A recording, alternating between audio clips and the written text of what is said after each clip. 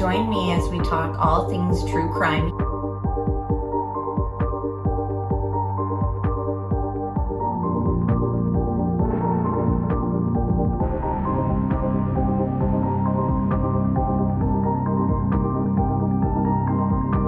Made contact and shattered. The missing 4-year-old. The parents have called in and the mother has went through a wall, came home, now they can't find her. Chad, where are Lori's kids? They've been missing for 4 months. You have nothing to say? 4 were stabbed multiple times and were likely asleep during the attack. Some had defensive wounds. Most of them had just like one that was the lethal stab wound. Oh, what a tangled web we weave. Once I told a lie, and I told my family, I had to keep lying.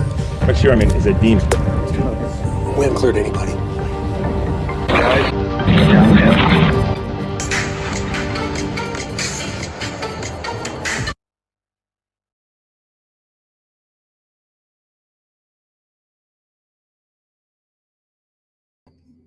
Hey everybody, thank you so much for being here for another ATS News live stream.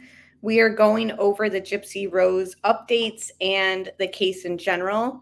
Tonight we will be going through her testimony from the mother's trial that she testified for against Nick. And that'll be our listen and react. Let's start with a few updates. And let me know, chat, if you can hear me. Now, she has posted a new YouTube video. A lot of people have said that they like watching it through me instead of clicking on her. So we're going to go through that as well tonight. This was just something that was put out on social media this week. So apparently Ken's mother has been on a few YouTube panels, and I haven't listened to them. I try to catch like the highlights and discussion in Facebook groups.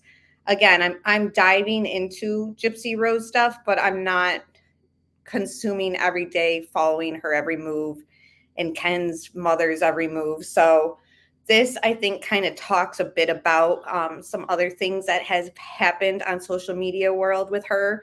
And then, like I said, as soon as we get through some updates and listen and react to her new YouTube video, we will start part 1 of our listening and react to her testimony. Now, I've seen this testimony many years ago. You guys know, and you can see on the playlist, my thoughts and opinions on Gypsy have really changed, and I'm still working through some things. So I'm not 100% on board with some things going around about her, but I am in a state where I'm ready to re-examine her statements at this testimony and kind of question things more so than I did the first time around watching it.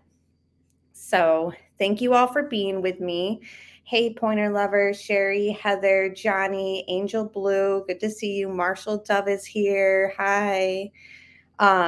We've got some tea to hand out to everybody. Hey, Letitia. So everyone gets settled. The Random Blonde, good to see you. Lovely picture. Sprinkled donut. You know that's a lovely picture every time I see it. All right. Debbie Fox is here too. Okay, that means the party can start because Debbie Fox is here. So let's start here. And again, hit that thumbs up. And let's see what this had to say. If you want to talk shit about me, by all means, I don't give an F. Go do it on your own platform, but I'm not going to see it in my comments. Okay? Gypsy Rose Blanchard. Bullshit. If you want to talk shit about me, by all means, I don't give an F. Go do it on your own platform, but I'm not going to see it in my comments. Okay? Gypsy Rose Blanchard went live on TikTok with her friend Bree. They were on Bree's account, and Gypsy joined the live. I find this interesting because Ken was on Morbid's live one night, and Morbid asked if Gypsy would ever come on, and Ken said no, she would never. She can't really talk about a lot right now. But so Morbid is another YouTube channel that has been doing deep dives into Gypsy and exposing Gypsy. Thoughts and opinions, of course, I think might be a little bit different than mine, or similar in certain ways and not in other ways. But he is a channel that Ken's mother apparently has also gone on recently and talked on the panel for a while. talk about a lot with Bree. She didn't discuss the crime. She didn't give details or anything like that about the crime, but she did talk a lot about her current life, how she feels about social media, if they're doing another season of her show, things that annoy her on social media, how she disguises herself when she goes out in public. She also shares her side of the family reunion drama and so much more. Gypsy said it's annoying the things people say she lies about. She said people call her a liar just because she doesn't say the exact thing verbatim. I think the one thing that is annoying is people are like, she lies. But the things that they say I lie about, they're just because I don't say the same thing verbatim. Like when I went fishing and I did that whole, fishing experience with Ken. And then Nina was like, well, why couldn't she just say that she's been fishing before? She's lying. She went crabbing with her dad. Okay, fishing and crabbing are two different things. I've never held a damn fishing pole before. That's my. Okay, crabbing and fishing are two totally different things. Certain things, like I said, and I've said before, certain things and certain creators kind of point out, I think it's just a bit reaching. I like the lies that we have pointed out here with the help of my chat, with the help of replay viewers. Like we have caught her in some pretty deep inconsistencies, like referring to her teeth problems, referring to her being comfortable enough to share her stomach with the feeding tube, just all these other things too, like involving with the case, did she or did she not like tell Nick right away that she was in a wheelchair, or did she say that she wasn't in a wheelchair? Did she tell people that she was in, what's it called? Gosh, getting treatments for cancer? Like she told people that she was in chemotherapy. And then there's other sources that say that she never said that. Or she's stated it in a different way. It's just, there's so many different things that we've kind of heard about her. Her not being allowed to have sugar, but then having sugar, her saying that she was forced to be in this wheelchair, and then talking about in her interview dancing down Main Street at Disney. So there has been things that we have kind of like questioned, like, okay, so why is the story keep changing? It's not repeating yourself verbatim, like the lies we have pointed out here. Very true. Exactly. I mean, I don't know. I just think that the community here is very open-minded, but we're also very swift. And there has been lies, Gypsy, that, and for a better reference, I guess, refer to our other live streams on you. If she's listening, she's probably not. But for her to already be talking about Nina, the YouTuber that literally posts about her on YouTube like multiple times a day, it is sometimes, I think, and no offense to her, a bit much, a bit obsessive in a way, in my opinion. There's other things to kind of discuss. And we're not like a hate Gypsy channel. We're just digging through things. And that's why I'm thinking, hi, Keenly. Hey, Roxanne. Roxanne's handing out drinks in chat too. So everyone get comfortable. I think that when we go through her testimony too, so we're going to start it tonight, and then we'll probably do part 2 next Friday, because we're covering other cases throughout the week that have new information too. So, I'm just saying, like, Gypsy likes to spin things her way, but let's face it, there has been a lot of inconsistencies with things that she's said. Serious things too, not holding a fishing pole versus crabbing. You can't do anything without Nina saying something. I know, and I've just learned that. I'm like, I've just kind of accepted that point, that I'm like, I can say, this is my first time doing this, and then they'll go and find something similar. Ken has joined Sir Morbid's lives on YouTube numerous times. I don't think he's been on there recently, but Gypsy said she told Ken if he wanted a place to speak his truth, to go to Bree's Live because it's a safe place. Gypsy is going in at the end of this month, I believe, to do an audio recording of her book. So someone asked if she would ever do a meet and greet.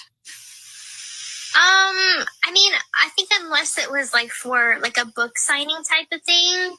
Other than that, probably not. Because I mean, guys, I don't see myself as that way, you know? So it's just kind of awkward to me. There you go. Period poop. And this is, you hear it from Gypsy right here. Because, like, people do not understand that. Like, people think that she wants to, like, just be like, see me, look at me, love me. No, do you know how embarrassed I was at the family reunion? Someone who came in contact with Gypsy at the lake at her family reunion spoke out on social media. I'll link that video for you here. Now Gypsy's explaining what went down at the family reunion from her perspective.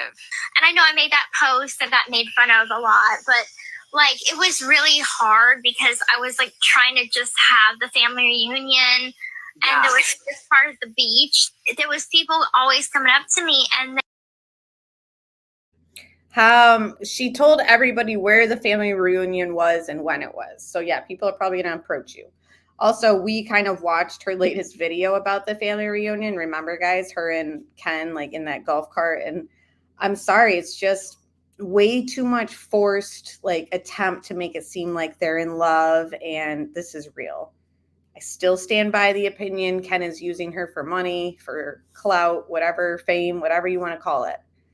And that was just the cringiest, most dull interaction between like a male or people who are supposedly in love, male and woman, or, you know, anyone who says they're in love has more chemistry and spark than that. took a picture, a couple of selfies with some girls that came up to me. But then, like, I was starting to head towards, like, where we were having the gathering. And, like, one girl came up to me. I took a picture with her. But then, like, they swarmed me on both sides. And I said, hey, everybody, like, I'd love to take a picture with everybody. But I'm at a family gathering. I just can't right now. And they all, like, left. And then that's when, like, family members started to kind of recognize that they needed to kind of say something and kind of just have a little bit more of their caution up. And so a couple of family members like, hey, you know, keep on walking or whatever. And I didn't tell them to say anything. But it's like we're having a family gathering. I don't want the attention to be on me. This is for everybody. I'm just a guest. And then somebody wrote in a comment, well, why didn't you just not go if you thought that it was going to be like that? And I'm like, because I'm family too. Why should I have to give up meeting my family and extended family because people are not respectful? Gypsy also said someone shared her location, like in the moment. They posted on social media where Gypsy was when she was still at that location. And so when I'm trying to build a bond with my brother because it's like, we didn't grow up together, but he's married with a family. And so we don't get together very often. So I'm trying to build a bond with him. And that's really hard whenever people are constantly invading our space. And he doesn't want to be out there. Yes. For me to have that respect him. Yeah, exactly. Bree said the documentary Gypsy made is considered to be season 1. The season of Love After Lockup we just watched was season 2. So Bree asked her, will there be a season 3? And I believe there will be based on Gypsy's answer. I am contractually not able to say. You cannot say. You cannot even say if there will be a season 3. I cannot speak on that. But I think we don't know. We don't know. It's in there. Yeah. So I don't even know what y'all talking about. Like, we don't even know. Right. What are we talking about? What are you talking about? What are you talking about, Willis? I've seen some comments on social media that were saying Lifetime was at the family reunion and they filmed part of the family reunion. Also, remember when Gypsy posted this picture to Instagram? Some people are saying they filmed this night too. I mean, look at how they're dressed. TV ready, right? Gypsy. And we talked about last week how they went to this family or this fancy Japanese place called Nobu. Really expensive. I'm sure that was probably content for the Lifetime show. Again, I will watch the Lifetime show and review it just like I had in the past. The thing that I'm kind of perturbed by is she stated that she wasn't going to put her child on TV or exploit her child. So I'm very curious how they're going to be working on a season 3 and her still remain true to what she stated there.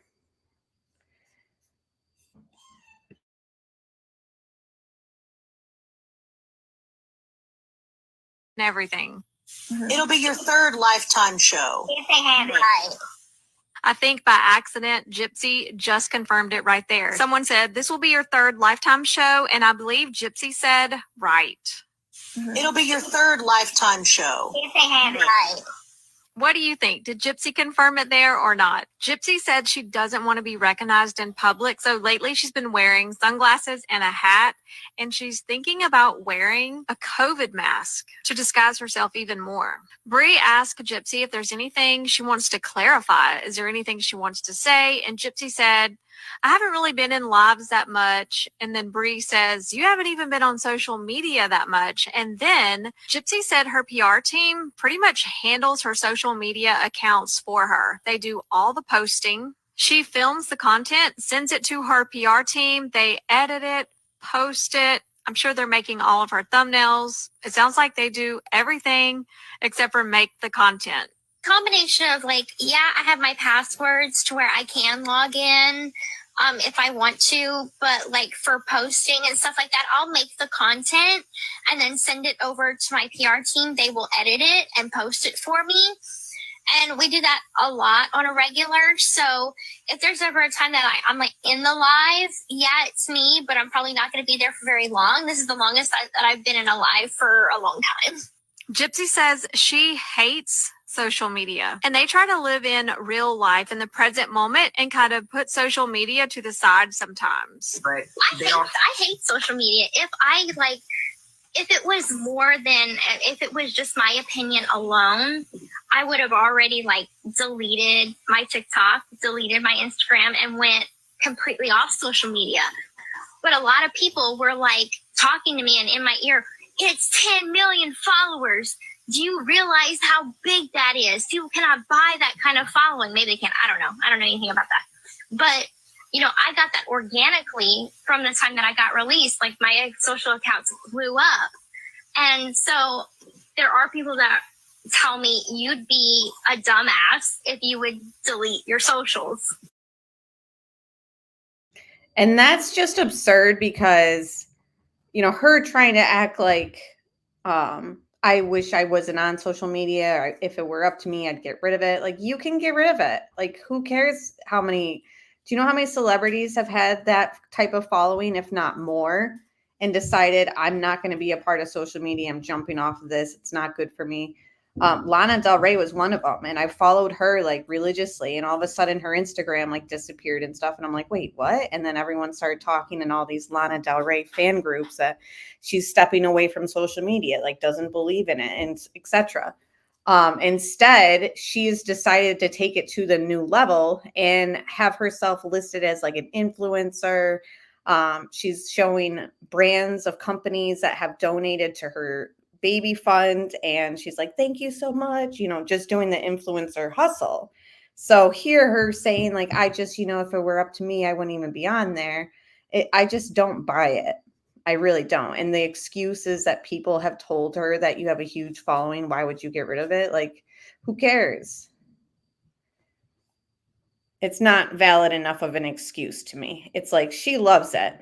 Let's face it. She did delete it and come back. That's true, Oliver. But that lasted very shortly.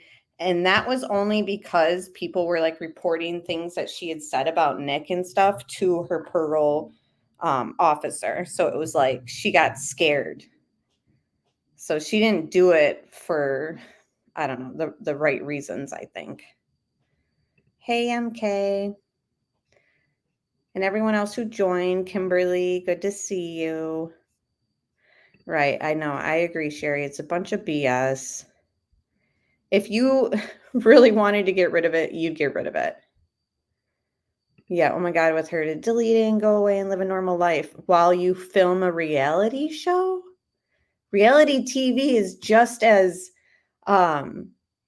putting yourself out there as, if not more than social media.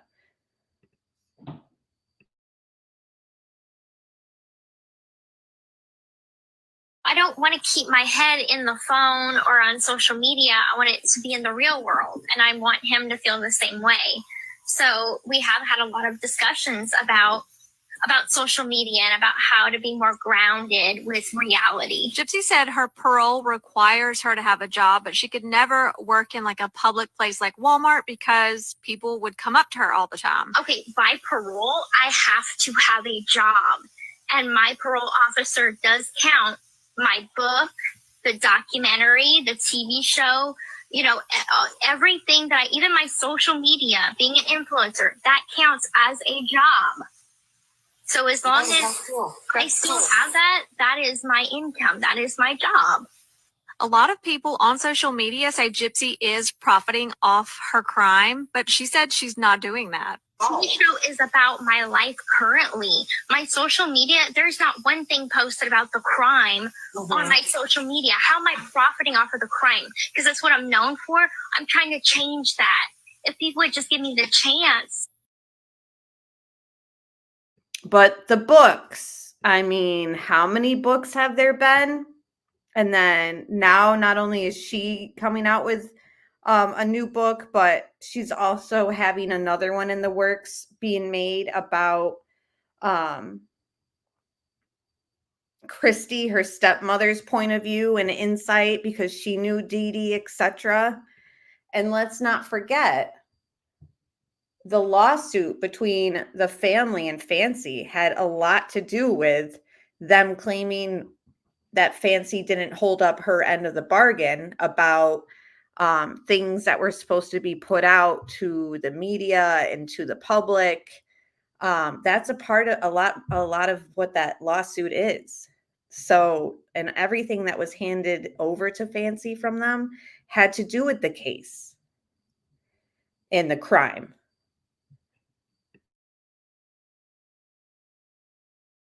Known, infamous, to being known for doing something better with her life. And that's my point on social media. It's not going to happen overnight. Gypsy said she's trying to find her niche on social media. When she first got out of prison, she wanted to be an advocate, but she said she was slammed by content creators. What is my niche? What is my purpose? When I first came out, I wanted to advocate, but people like Nina, Morbid, and all of these content creators slam me down, and I'm human. That's going to get to me. So what else do I have? Oh, putting on my makeup, doing my daily routine, because that's what's fun to me. Now, is there a time to get serious? Absolutely.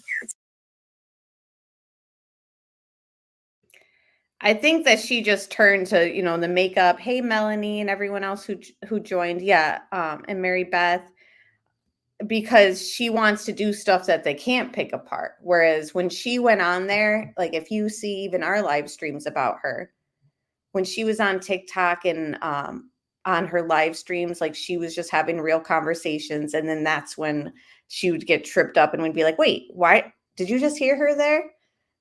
Because before she said this, and yes, she just mentioned advocate. So she said when she first came out on some mainstream media channel, something about being an advocate. And then she switched it all to like, no, that's not what I'm trying to do. And then now it's back to this like holier than thou. I want to be like an advocate, blah, blah, blah. Just give me the chance. It's like, we're giving you the chance. You're creeping up on a year. And I mean, let's face it, everything that's happened so far with her. I mean, there's just so many times, even in her reality TV show, that we're confused by things that she's saying because it contradicts other things. Yeah, her $900 skincare routine, her $1,000 of Morphe palettes and brushes, taking Ken out to dinner, going to Nobu, like all this stuff. And then also putting up this extremely, extremely expensive baby registry and, having that get bought up by her supporters while she's also worth millions of dollars because of things that she's sold based off of her crime. I mean, a lot of the majority of the stuff, even her Lifetime series, she would never have had if she didn't go to prison, right? So her kind of being in denial about, you know, what she profits from and what she doesn't profit from, you know, that's fine and dandy. But let's face it, you wouldn't be making any money if it wasn't because of what you did. And you meet up with Kim Kardashian, and then you talk about how you were disappointed that certain subjects didn't get brought up and aired that were important to you, like about, I don't know, prison reform or something like that. Well, we haven't heard you once kind of come out doing anything. You know, why don't you? There's certainly organizations that she could be donating to. And what's that organization even for? The Innocence Project. You know, she's maybe her PR team would say that doesn't look good because obviously she's guilty from her part and served her time, which we have all talked about being the sweetest plea deal that we've ever seen in true crime, probably, when it comes down to 17 stab wounds into her own mother that she helped plan out, stole the knife. So it's just all these things kind of leave a bad taste in our mouths, you know, when we see that. A lot of women can't even buy things for their baby. And here she is asking for the top of the line stuff. Like, we're not talking about just your regular bassinet that's made out of wicker. She's asking for this ones, you know, that like rock your baby itself, like are robotic. It's just optics that I feel like she doesn't see, like she's tone deaf to, especially with how hard times are nowadays for a lot of people. And I think that they are starting to notice things like that. And I think her following and support has gone down, but she can't cook spaghetti with a fork either. Right.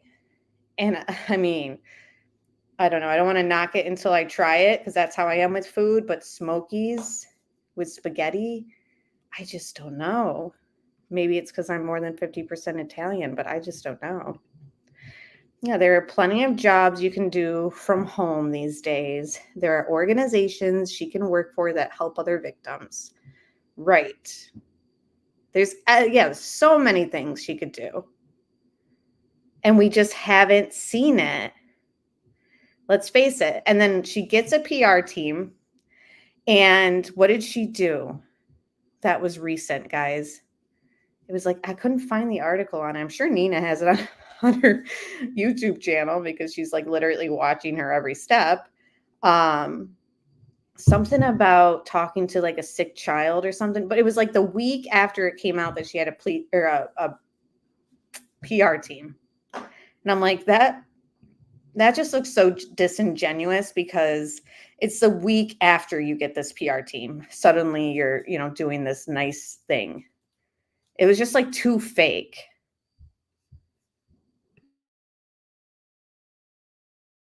Place and the proper way to go about that. And you have a right to do that. Like, what I try to tell people a lot of times is that when you always said you wanted to advocate, there are other things you're passionate about, not just what you went through. So That's for one. For two, you're allowed to change your mind. And not that you have, but you're allowed to. So three, you also, just because you say you're going to do something, it doesn't mean it has to be the next day. Then Gypsy said, what if there's things going on behind the scenes that the public is not aware of? Only privileged people in my life are aware of. She said things will come out eventually. Then Bree said, yeah, everybody doesn't know everything that's going on with your life. She said even on the TV show Life After Lockup, they didn't show everything. Then Gypsy brings up the fact that Lifetime didn't show her donation to Make-A-Wish, even though they were at her house and they filmed it. But I even had a conversation with Lifetime because they're. I wonder if this is true. Because, you know, if that is the case and she did donate and they don't air it, I mean, that's the thing about reality TV that we all know. They're only going to show one angle. And once they pick a villain, like you're always going to be in a position with the camera, with editing, where you're that villain. Like specifically, if you guys ever watched The Real World and stuff like that, like there were times where they would reflect back on like the reunion show and say like, there were so many things about it that weren't shown, or they took this clip and what I said here out of context and made it look like this. And I totally believe it. I mean, that's how they're going to get the views. That's how they're going to get their ratings. So I'm interested to know if this whole Make-A-Wish thing is true. And if it is true, you know what, Gypsy, show the receipts, you know, like, although now she wants to work with Lifetime, so maybe that wouldn't be the best thing. And maybe what she's about to say here about her conversation with them might not rub them the right way. But the other thing is too, like just reflecting back on B. Crumbs's comment, I'm totally upset over what she did. That was a crime in itself. Like, talking about cooking the pasta the way she did. Yeah. Well, kind of like turning that into like a serious note. Like there are people who are totally outraged by this crime. I mean, I think they were in chat before we even started and they were just going off. Okay, here's one. Gypsy Rose is a murderer convicted of killing her mother. She does not need nor deserve to be on social media influencer. The normalization of killing one's parents is reprehensible. And, you know, there's just a lot of outrage by, you know, her only serving the amount that she did. So unfortunately, she's under this microscope. She's under this radar. Her going on reality TV, her going on social media the way she is, like she cannot escape the scrutiny. So she should probably start, you know, becoming a better person. I mean, if is that possible? Because now we're going to see it as disingenuous, maybe. But, you know, like I said, it's almost been a year that she's been out. What has she done besides destroy Ryan's life? And for people who are kind of outraged, you know, who have lost a parent, specifically a mom, you know, you might get upset with this case. Hey, Jay, it's good to see you. Thanks for joining. Hey, Seth. You might specifically get triggered by this case because she's done nothing. You lost your mother yourself, and here she plotted to get rid of hers the way she did. I mean, that could rub people the wrong way. She's just got to accept it. It's like you make your bed, now you have to lie in it. They were at my house whenever I made the donation to Make-A-Wish. And I still have the receipt from that. Like I sent it to you if you remember. Yeah. And I was disappointed that they didn't show that because I'm like, that was something that I wanted to do. That was something that was on my heart.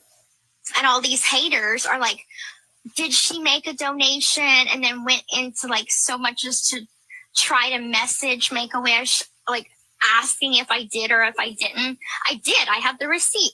But I'm not like bragging about it. That's not why I did it. That's what they would have said if you would have shown it anyway. Like I'm damned if I do, I'm damned if I don't. Bree is on social media a lot. I mean, hours and hours every day, almost every day, defending Gypsy. So some people think that Gypsy must be paying her. Oh, yeah. Oh, yeah, Gypsy. Everybody, you know, how much, Gypsy, do I get paid by you? Only on frog legs. Oh, no, I've been telling y'all, and she bought me a grill. But other than that.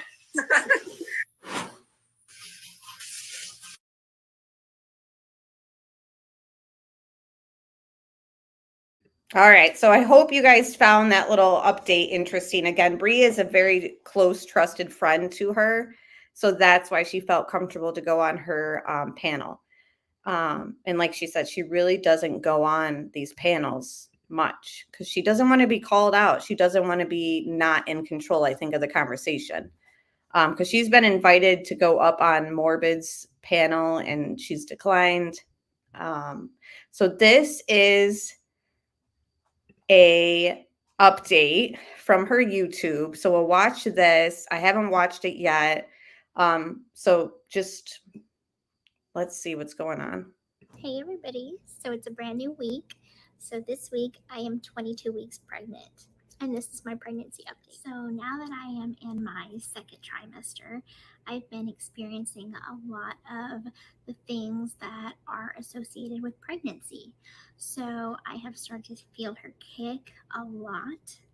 I have started to feel those movements, and I've started to notice kind of her sleeping pattern. So I have noticed that she kicks a lot at night, anywhere from 9 o'clock at night to 11 o'clock at night.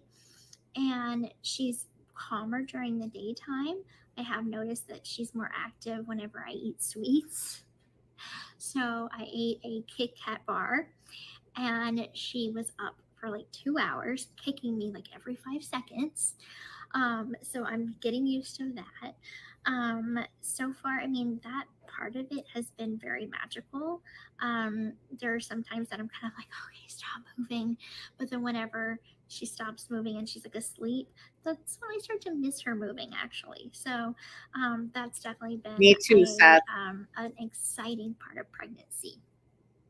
So I'll get into some of the symptoms, like the new symptoms that I've been experiencing. Some of them is actually quite unexpected. I could see that So too, I have Caroline. noticed that about 2 weeks ago, my thighs have started to kind of like fall asleep. It feels like my thighs are asleep. So it happens when I'm standing for a long period of time, or I'm just like, I'm laying on one side, like I'm sleeping on one side for too long. I have noticed that my thighs start to get a little tingly and numb, and even a burning sensation sometimes. So I Googled what that could be associated with, because I didn't ever have that before. So turns out it is a symptom of pregnancy. They don't tell you about it. Not everybody gets it, but it's a form of like neuropathy that's caused by pregnancy. I forgot the term of it exactly, but I have been experiencing that, and there's nothing really anybody can do for it. It's just once I have the baby, that's whenever it will go away again. So that's been different. So usually I just kind of take breaks throughout the day, kind of sit down. If I'm walking through the mall, I just have to like sit down for a little bit because my thighs start to burn. Cravings. So my cravings have been so far just kind of, I guess, what you would expect with pregnancy. So sweets. But one thing I am starting to learn, I swear, if my baby is going to love applesauce, because I did not eat applesauce like I'm eating it now. Like before I got pregnant, I never even touched applesauce. Now I keep 2 packs. I know, Seth. I agree. He said, I think she enjoys the attention. What happens when the baby is born? She plotted to kill her mom. I'm so worried. Yeah. Does she have lip filler? I think she's just using lip liner and lipstick. You can't get filler when you're pregnant. And also sometimes when people are pregnant, their lips swell. But I think it's just lip liner, personally.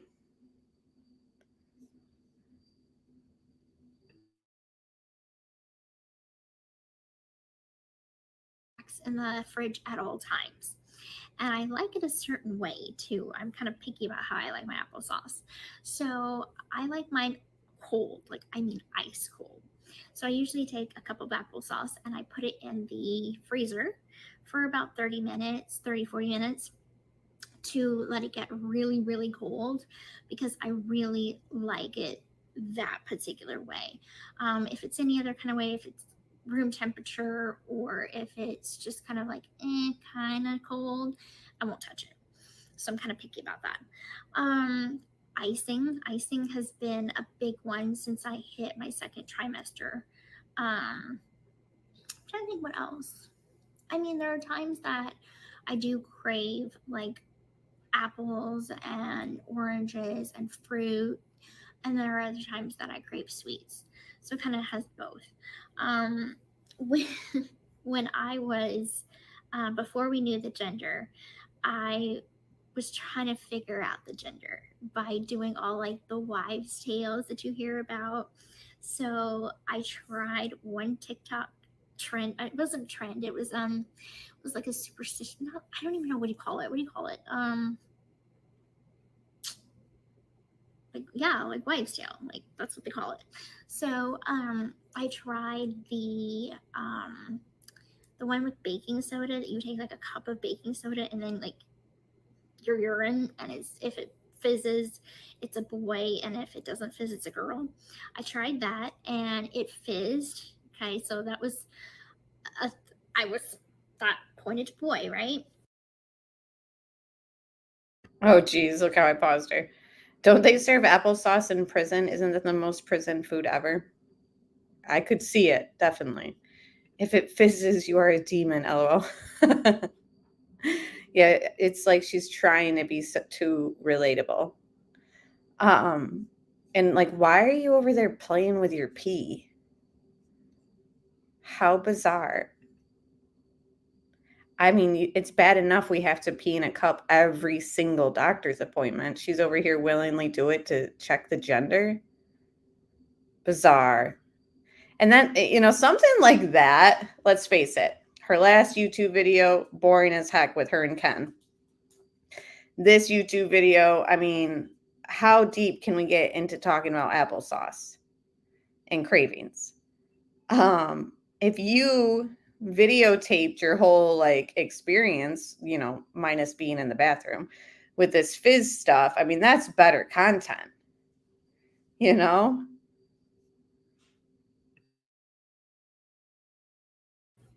And then I had Ken do like the ring thing where you put a ring on a string and then you like dangle it over your belly, and which if it swings back and forth, it's a boy, and if it swings in a circle, it's a girl.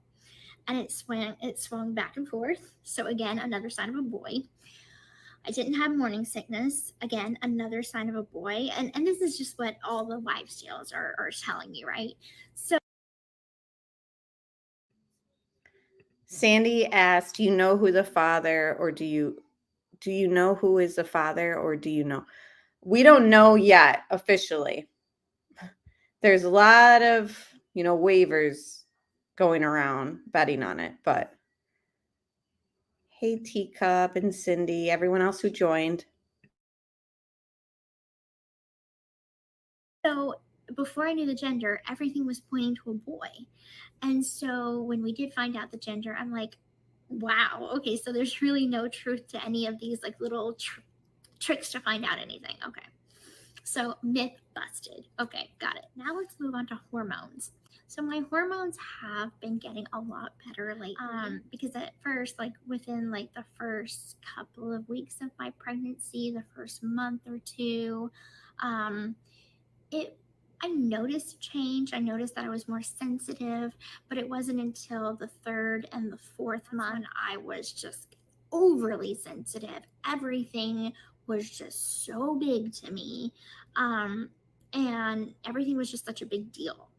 Now that I'm in my fifth month, I'm in my second trimester, 22 weeks, I feel like I'm starting to calm down.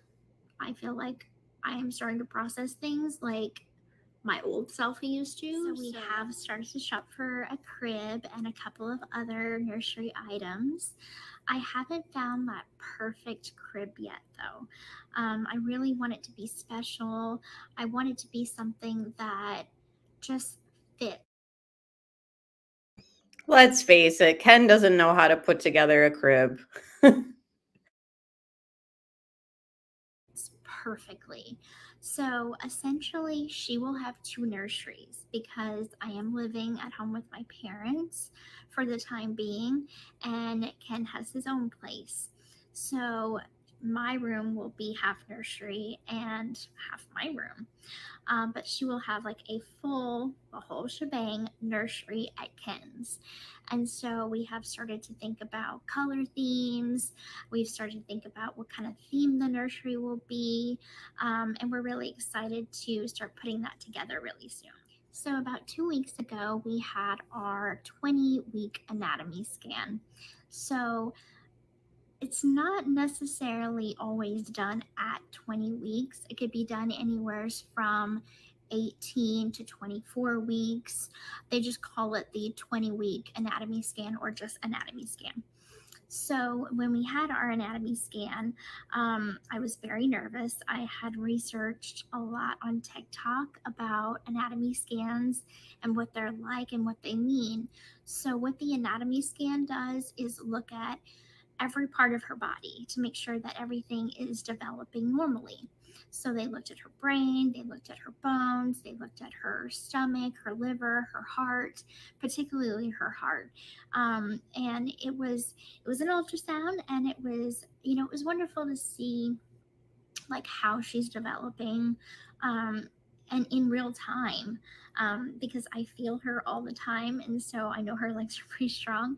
But to actually like see her little feet, her little fingers, like everything just start to come together. I can remember back when I was 8 weeks pregnant, and she looked like a little chicken. And When you were 8 weeks pregnant and you were still with Ryan because it's his kid. Just kidding. We don't know that 100%, so I don't want fake news going out there. But I don't know. I have a suspicion on this timeline. and now she's a baby. Like she looks like a baby now. And so anyway, I had seen a lot of things on TikTok about what the anatomy scan is for. And so anatomy scans are to determine if there are any abnormalities whatsoever, if there would be any sort of anything going wrong. And so, I mean, it's like when you go on WebMD and then you look up a migraine and then they tell you it's brain cancer. Like, don't do that with TikTok. So if anybody is pregnant out there right now and you're about ready to do your 20-week anatomy scan, don't go to TikTok because it will freak you out and psych you out. So don't do that. Just calm down. It will be all right. So the best thing to do is just do other research. Talk to your doctor. Make sure that your doctor is informing you about what to expect. And that's something. Now she's giving medical advice. That I feel like is really important, is to have a good communication line with your doctor. So anyway, so we had our anatomy scan, and visually everything looked normal. And so the doctor had taken notes, and so I get a call back the next week. And so the doctor told me everything is normal. She is developing perfectly normal. Oh my She is goodness. exactly the right size that she needs to be for, the gestational age. So, which made me feel good because I do have a smaller baby bump. So I was kind of like, is she growing like normally? Like, I'm like, should I be like out the year pregnant already? But I also learned that a lot of women, like Oh their my first goodness. pregnancy, This deserves to be read out loud. Brooklyn girl. Her book can be From Murder to Mother. Oh my gosh. That's too much. Pointer Lover thinks the baby is Ryan's as well. Guys, put a 1 in chat if you think it's Ryan. Put a 2 in chat if you think it's Ken's. they won't start showing till like later on in their healthy pregnancy. Everything's going good on that front. Symptoms are manageable. Overall, I think that I have a very good pregnancy. I like to say that I'm blessed that things are going so well. So it was a relief to know that she's developing normally. It's a relief to know that I'm healthy as the mother. I could also see this being the case, Taylor, that it is Ken's and them saying that they weren't, in contact or hooking up when they actually were, and it could be his.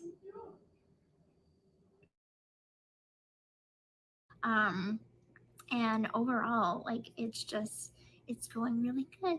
So thank y'all so much for watching my pregnancy update, and stay tuned for more. Then we have 3 somebody else's. Some people don't even think she's pregnant at all. Very interesting, guys. So now we're going to switch it up to her testimony. We're going to watch, as much as we can. We usually go live for an hour and a half. So we're going to do part 1 tonight, and then we'll continue part 2 next Friday.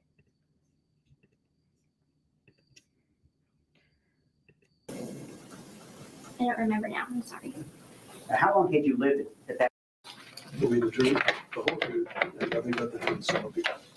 Thank you. Sorry. Please tell us your name. Gypsy R. Blanchard. So I have this sped up to 1.25. It's the next level up from normal speed. Is it too much, chat? Because I can put it back to normal. What do you go by? Gypsy. Okay. Gypsy, could you speak up just a bit? I'm having a little trouble hearing you. That chair won't move. You can hold the microphone if you want to take it out. Just lift it straight out. There you go. Is that better? That's much better. How old are you? 27. Where were you born? Raised in Louisiana. Where were you living in the summer of 2015? In June of 2015? Springfield, Missouri. Do you remember the address? I don't remember now. I'm sorry. How long had you lived at that address? Is that better? That's much better. How old are you? 27. Where were you born? Raised in Louisiana. Where were you living in the summer of 2015? In June of 2015? Springfield, Missouri. Do you remember the address? I don't remember now. I'm sorry. How long had you lived at that address in Springfield? About 7 years. And prior to that, where did you live? Slidell, Louisiana. And when did you move to Missouri? In 2005. And who did you move to Missouri with? My mother. And what was her name? Claudina Blanchard. Did she go by any other names? Dee Dee. So if I say Dee Dee, you'll know who I'm talking about? Yes, sir. Do you know Nicholas Godejohn? Yes, sir. And when did you meet Nicholas Godejohn? In October of 2012. How did you meet him? On an online Christian dating website. Do you remember the name of that site? ChristianDatingForFree.com. How old were you when you met Nick? About 21. In June of 2015, what did you consider your relationship to Nick to be? What kind of relationship? We were boyfriend, girlfriend. And when did you become boyfriend and girlfriend? In October of 2012. When did you first meet Nick in person? March of 2015. So between October of 2012 and March of 2015, you hadn't actually met Nick in person? That is correct. What type of relationship did you have during that period of time? Online relationship. And by online, what do you mean? Strictly communicating through Facebook. Any other ways other than Facebook? Instant text messaging, emails. All by way of computer and cell phones? Yes, sir. Did you send videos to each other? Yes, sir.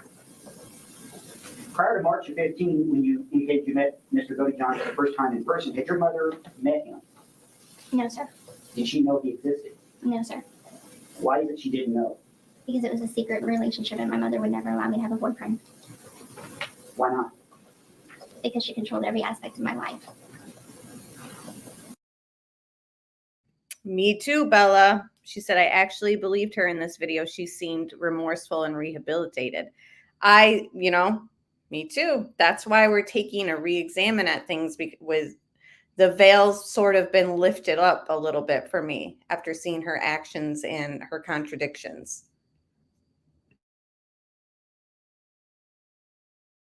Did you and Nick ever talk about the fact that you were not allowed to date? Yes.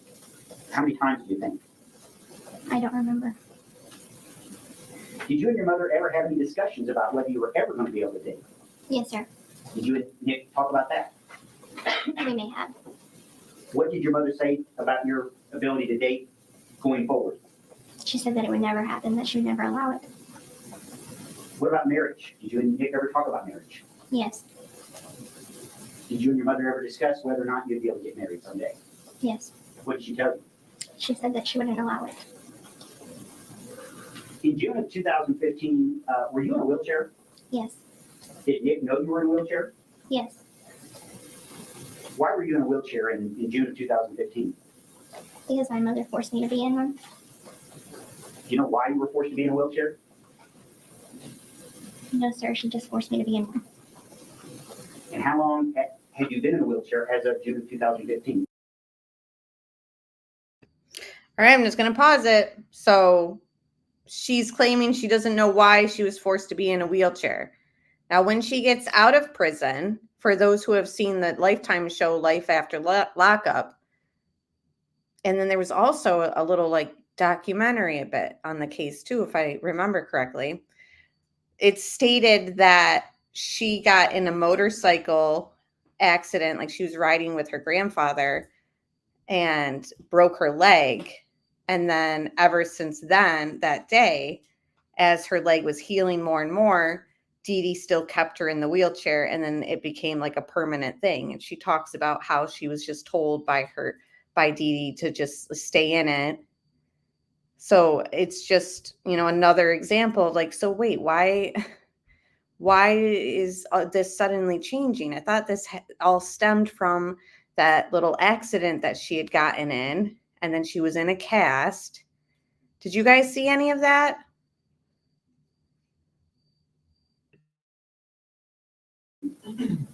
Since probably I was about 8 years old. Was there a time between when you first were put in a wheelchair in June of 2015 that you figured out that you really didn't need to be in a wheelchair? Yes. When was that? I always knew that I didn't need the wheelchair. And how did you know that? Because I could walk. Did you and your mother obtain any kind of advantage by you being in a wheelchair? Yes, sir. What kind of advantage did you obtain?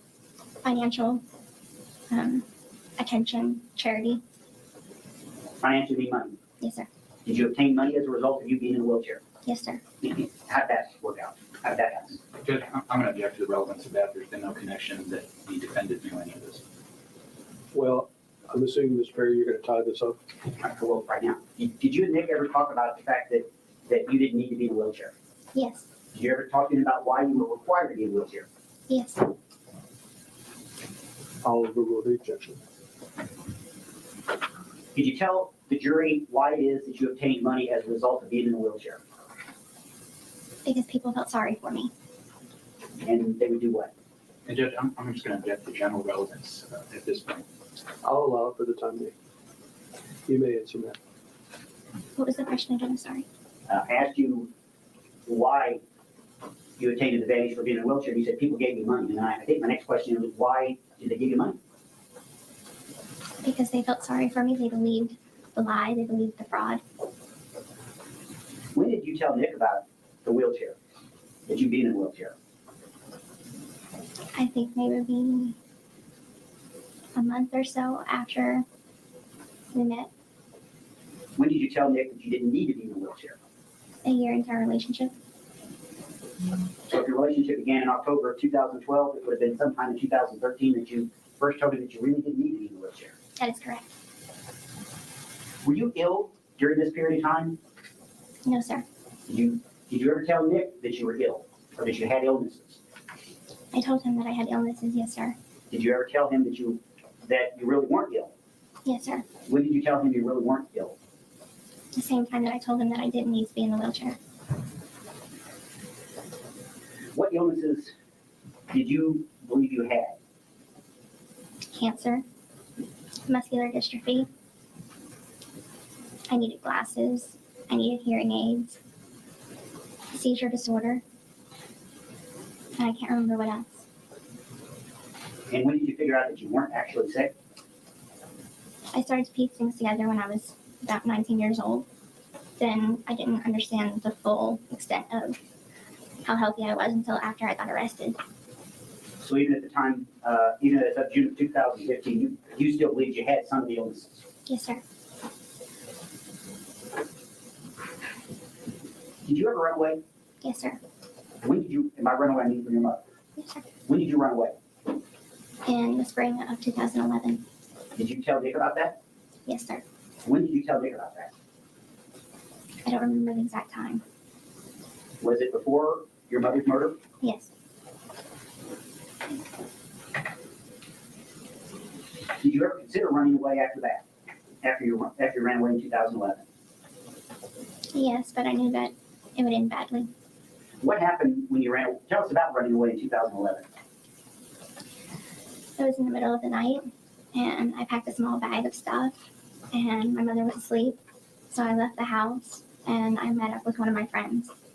And where did you go? To first at Mercy Hospital in Springfield, and then to his house. Yeah, that's true, especially if she's divorced from Ryan and she files the child under a single mother income, or although I don't know. I mean, with her income on paper, can she even get resources? They might say that she makes way too much money. That's why she puts up baby registries and stuff, and she has people buy them all up. Hey, Kelly. Thank you so much for being a member for 10 months. She says, hello, all you lovelies. Hello. Good to see you. Happy Friday. We are just doing a flashback review on her testimony. And in the beginning of the stream, if you guys weren't here, we covered some of the updates and her on a panel of her girlfriends.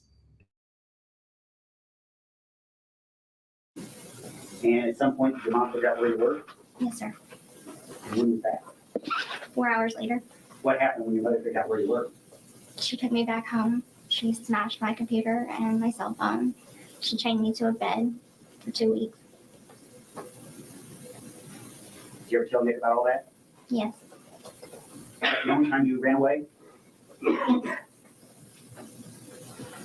Did you receive any other physical abuse as a result of running away other than what you already told the jury? Yes. What other abuse? Hitting, punching, starvation.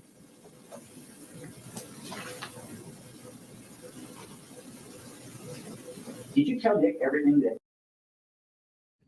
And also in Life After Lockup, or that documentary that came out when she got out of prison, she stated, remember, that she was tied to the bed by a dog leash. And Dee Dee knew, like, if she was moving and stuff because of that, that way she never would have ran away. That's not mentioned yet so far. Sherry says Dee Dee never did that. She's telling lies. Eye movement gives it away. Right. Her saying punching and all this stuff. I don't think that was even mentioned in the recent testimony on this on mainstream media or television. So already I'm just hearing something that's a little bit different than stuff that has come out since she's gotten out. And let's face it, it's her word against Dee Dee's, and Dee Dee's not here.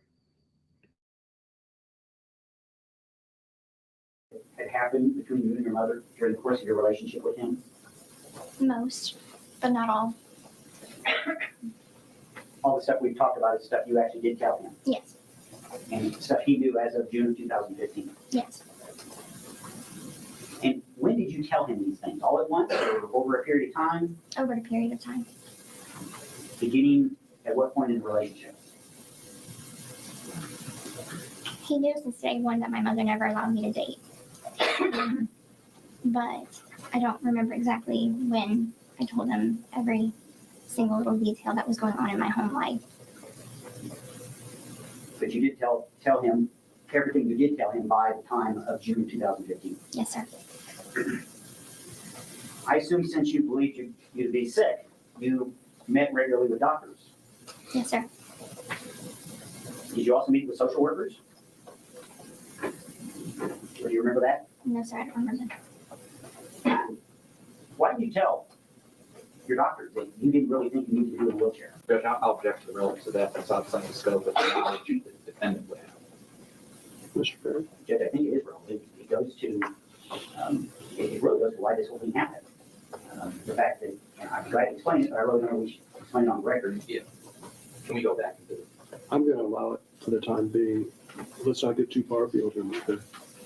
Do you need a question repeated, Ms.? Yes, please. If you'd repeat it, I Mr. would be glad to. Why did you not tell doctors that you knew you could walk or you didn't believe yourself to be ill during the time that you were doing this?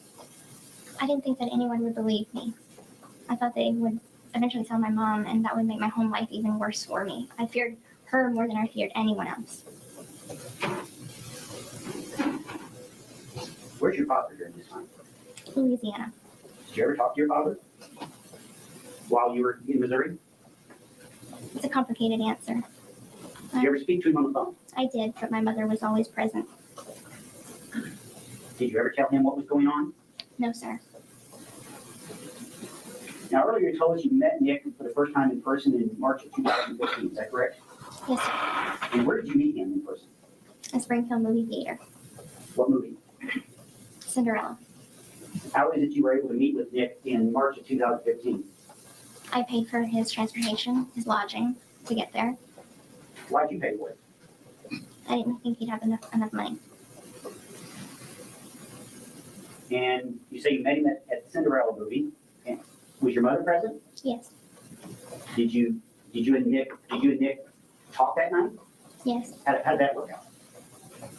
It didn't go well at all. My mother hated him from the moment they met. Did you guys watch the movie together? Yes.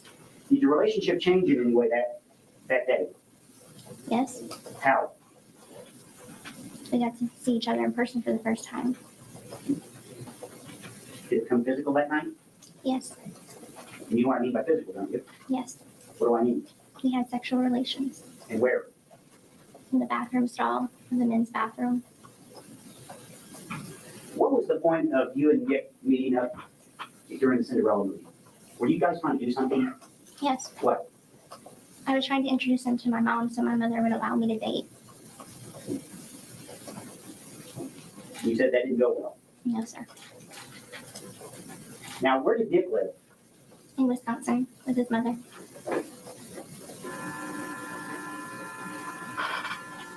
Did you and Nick ever talk about any disabilities he may have? Yes. What disabilities did you understand him to have? Asperger's syndrome. Did you know what that was? No, sir. Now, you indicated that you paid for this trip to Missouri by Nick in 2015. What all did you pay for? I paid for the Greyhound bus ticket. I paid for the hotel and for eating money. And how did you pay for this? How did you get the money to Nick? I stole the money from my mother and I sent it to him via the mail. Gypsy, you wouldn't mind speaking up just a bit? Yes. It's more soft. Sorry. I think you said you put it in the mail? Yes, sir. In what form was the money? Cash. Do you know how much you sent that time? I don't know the exact amount. Probably. So here she is paying for stuff so that she can get Nick to do something for her. And now fast forward to current times, she's, in my opinion, taking care of a lot of majority of the stuff between her and Ken financially, probably. And she used Ryan for all that she could until, she was done using him. So do we see much of a difference or stretch from her behavior before prison, stealing from her mother, sending it to the guy who she is, promising the world to, and then breaking his heart, and now he's in prison for the rest of his life without parole? I mean, I don't really see her actions being too far off. Besides, obviously, there is no other murder being plotted between her and Ken. It's just still kind of like this behavior that it doesn't seem to have changed a lot.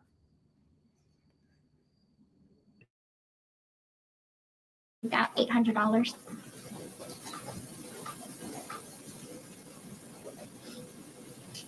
And how would you get the money how would you steal the money from your mother? She kept it in a money pouch. What were your feelings for Nick in the spring of 2015? I loved him. Was there a point in this relationship that You consider yourself, that is you and Nick, to be more than just boyfriend and girlfriend. Yes, When was that? we had plans to marry. Any other plans for your future at that point? We planned to have kids. Yes. Did you do anything to prepare for having children with Nick? Yes. What did you do? I stole baby clothes and things for a child. She also planned and talked about having children with Ryan. She also planned on, the same things that she was promising with Nick.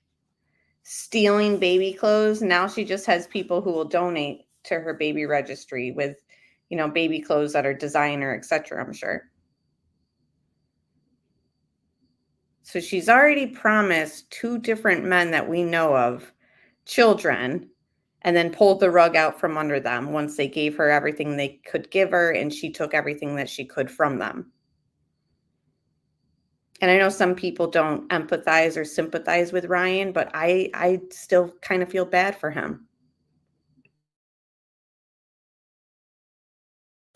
And how would you steal baby clothes? I was in the wheelchair, so I would steal them from Walmart. And where would your mother be when you did this? She would have been in a different aisle or a different section of the store. And was she aware of any of this? No, sir. At some point, you decided to kill your mother, is that correct? Yes. When was that? Thoughts of it started a year prior to the murder actually happening. Whose idea was it to kill your mother? Mine. Why did you want to kill your mother? Because I wanted to be free of her hold on me.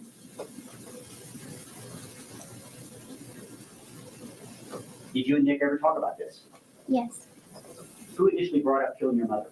I did. Why not just tell somebody rather than kill your mother? Why was that not an option? I truly didn't believe that nobody would believe me if I told anyone. My mother had legal documents in place saying that I was incompetent, and I thought that meant that if I went to anyone, the police, or told anyone, she would just have them convinced that I was making everything up. Now that whole thing about, she told them that I was incompetent, that I was low IQ, they really, in my opinion, this is a rehearsed, coached answer.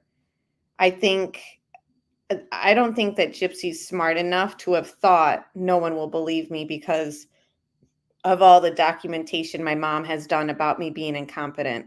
That is just an excuse for her to have done what she did that I think the state and the prosecution, whatever you want to call it, came up with to sound good to the jury.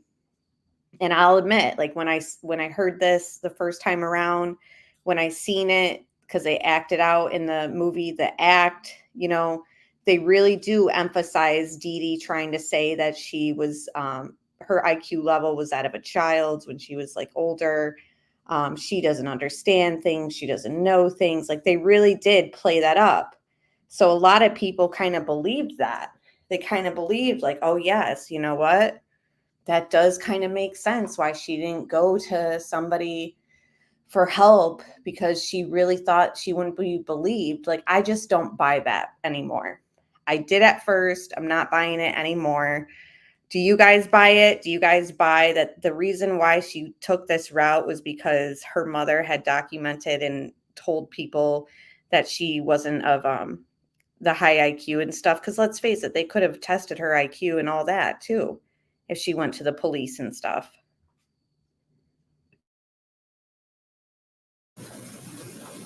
At some point after you initially considered killing your mother, did you ever change your mind? Yes. Do you know when that was? About 2 weeks before it happened. Why did you change your mind and decide not to kill her? I started having doubts, second thoughts. Did you ever then change your mind back to the initial decision to kill her? Yes. Why did you change your mind back to killing her? My mother and I got into an argument 2 days prior to the murder occurring. And Nick asked me, are we still doing this? Am I still coming there to do this? Yes or no? And I said yes. So what's going to happen in the future when she gets into an argument with her daughter?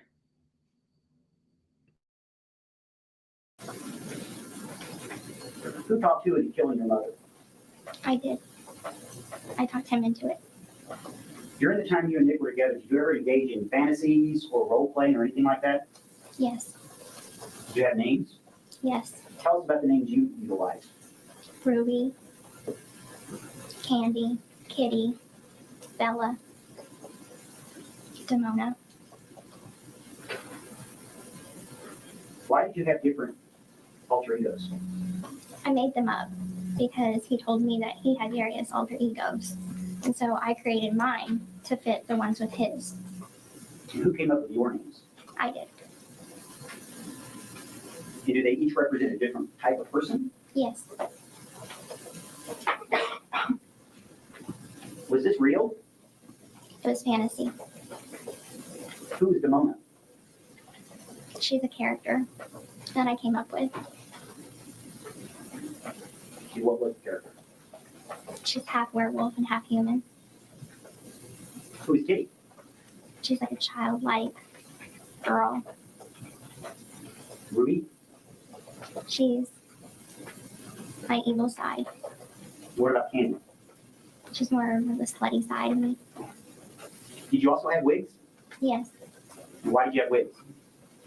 to change the different hair colors of the characters, and because I didn't have any hair at the time. And why did you not have hair? My mother would shave off my hair and tell people I had cancer.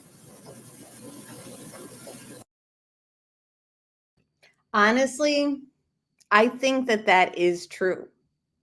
And a doctor had even come out stating that in one of the documentaries. And plus, Make-A-Wish Foundation believed that she had leukemia as well. And they gave her, the trips, etc. The whole, that's the thing about Dee Dee. There are some things that I think Gypsy has lied about, but there are some things that I think was part of Dee Dee's scam and schemes. Let's face it, she even had her own criminal record for fraud and writing bad checks, etc. She had multiple aliases and names. She definitely was a fraudster. That I think a lot of people can see. The thing about the head shaving, I do think that had to do with making her look like she was a cancer patient. Now, somebody in a recent chat that we did on this case brought up how a prisoner has stated that they believe that she had her head shaved because she wasn't clean, that she never really showered much in prison, and they think that it was because of lice. Listen, we all don't know every little thing to be true or what's false in all these lies, but that doesn't really make much sense to me because she was kept, pretty much alone with her mom. She didn't really have like a social life or go to school or environments where she would be in a susceptible area to catch lice. And lice actually, believe it or not, cling to clean hair. Like they kind of thrive in like a clean head environment. So to say that she had a lice problem and it's because of her hygiene we witnessed in prison, I just don't buy that inmate's theory. And, you're more than welcome to believe what you want, but it just doesn't really make sense if you know anything about lice. So that's my opinion. I do think that Dee Dee did tell people that she had cancer. I really do. I don't believe every little thing that was fed to us, but there are some things that I'm like, well, yeah, Make-A-Wish and all that kind of confirmed it too. Was any of this stuff non-consensual on your part? The personalities? No. Now, you mentioned the idea to kill your mother came out about a year before it happened. Yes, sir. And what was going on in your home life that made you reach the point where you did that or made that decision? I was growing increasingly desperate to get out of my home life. Did you tell Nick that? Yes. And what was your mom doing that caused you to be more desperate? Things were getting physically and more physically abusive. the hitting was more. The starving was more. Now, you mentioned you were in a wheelchair. Were you required to act any certain way when you were in a wheelchair? Yes, sir. How was that? She would have me stay very quiet and pretend like I couldn't walk. Ms. Ferry, can we pause for a second? Yeah. Can I see 10 seconds? I want to remind you that you're still under. Mr. Ferry. Thank you, Judge. Gypsy, how many boyfriends did you have prior to Nick? None. Now, I want to start talking about June of 2015. You mentioned that you had decided to kill your mother at some point. Yes, sir. Was that the only plan you ever had in terms of how to get out of your situation? Besides running away, that is the only thing. Yes. Did you have other alternative plans other than killing your mother? Yes. How many plans altogether did you have? 3. Okay. Did you have names for those plans? Yes. What were the names? Plan A, Plan B, and Plan C. And could you tell us about the other 2 possibilities other than killing your mother? Yes. Plan A, we already had tried that, which was to meet up at the movie theater, act like we never met before, and try and start a relationship from there, with my mother's permission. What was the other alternative plan? Another one was for me to get pregnant. I believed that since he would be the father, he would have to be in my life. Now, oh dear. Has Ken seen this? I believed, the other plan was to get pregnant. I believed that if he was the father, he would have to be in my life. Is that still her mentality? Because we've all kind of joked around that she trapped Ken like her mother trapped Rod. So that's interesting.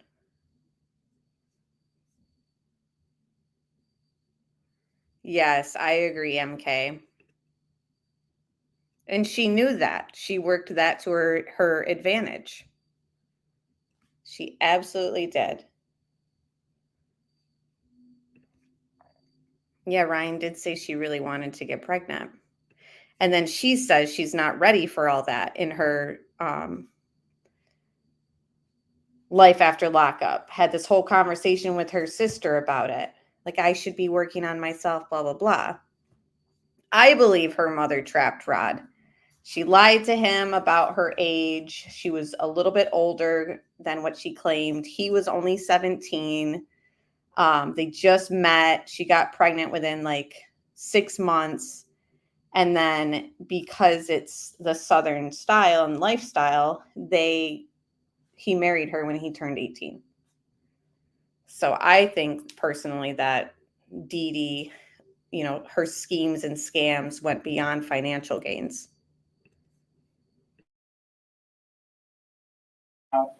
Nick came down to Springfield again in June of 2015. Is that correct? Yes, sir. Who paid for that trip?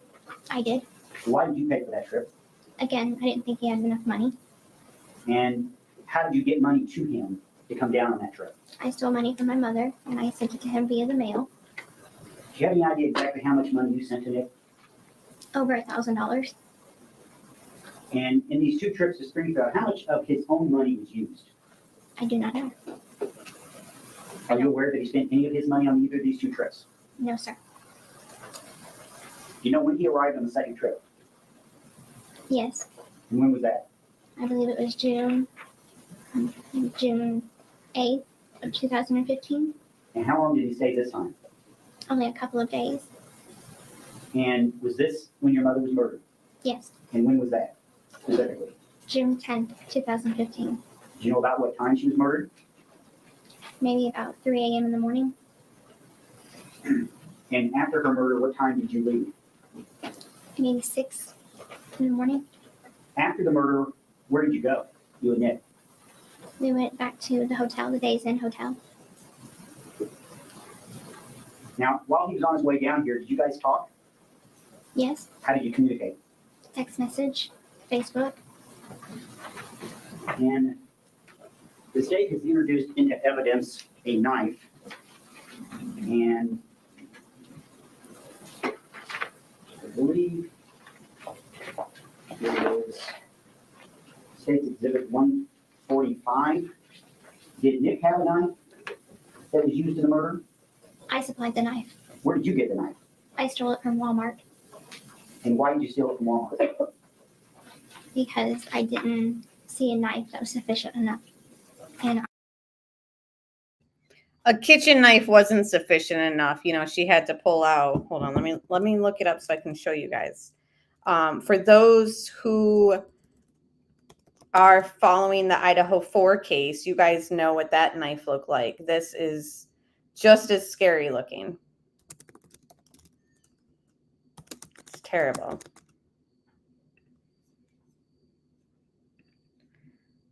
Okay.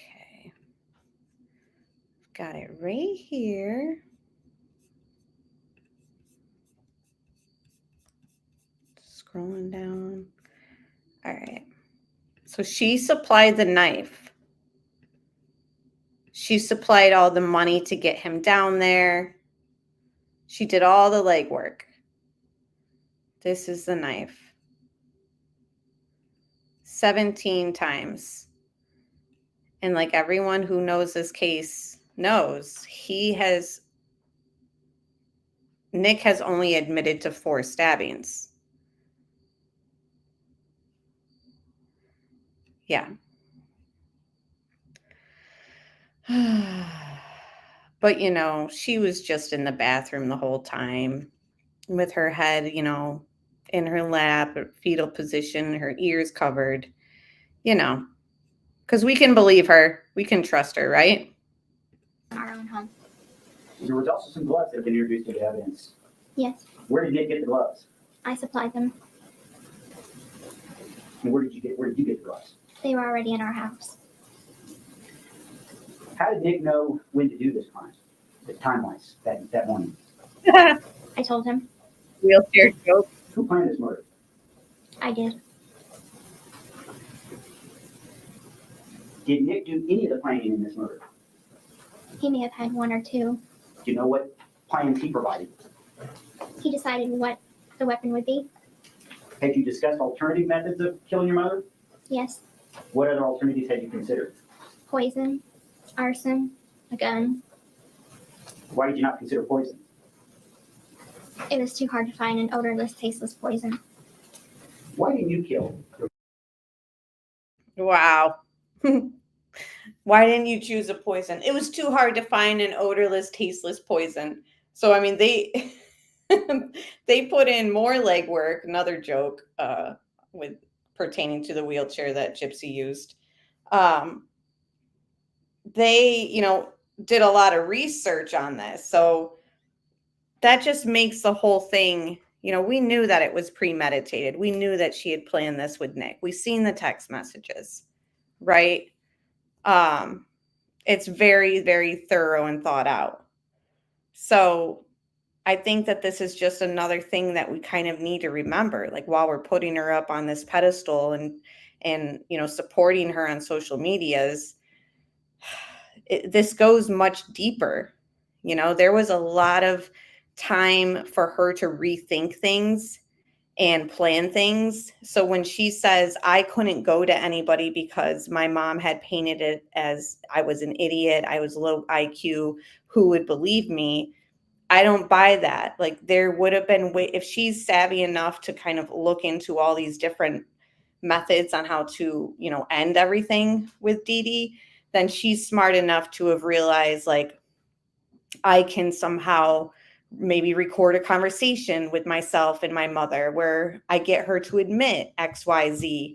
And then I can present that to a cop and say, listen, my mother has lied on things. She said that I'm not competent. I want you guys to believe me. I have these recordings. I have pictures of my bruises and stuff from her hitting me. None of that happened. None of that took place. So it's just looking back and reflecting on this, and we'll end it on this note. It's too much for me to kind of believe every little thing that she says here. Whereas when I watched this the first time around, when I looked at this case the first time around, I absolutely believed it. And I'm like, wow, poor thing. So I don't know. It's just the more you think about how deep this went between her and Nick, the more for me, it's like she is smart enough to have known that I can get out of this situation. I don't have to take this route. It's not like we have any pictures of the abuse that she claims. The medical stuff, that can be argued, and that is always argued in this case, which makes this case very complex and a lot of different opinions surrounding it. It's hard for me to even source her medical records because I do believe that Dee Dee, although she didn't deserve this, was frauding and scamming. So, that's what we'll leave it at right now. Yes, exactly, B. Crumb. She's a pretty slippery slope.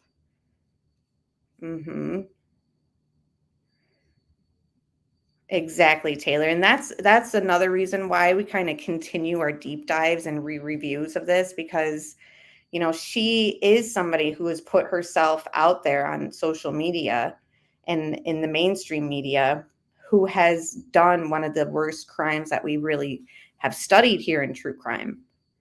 So it's kind of like we've never seen this phenomenon before, aka train wreck.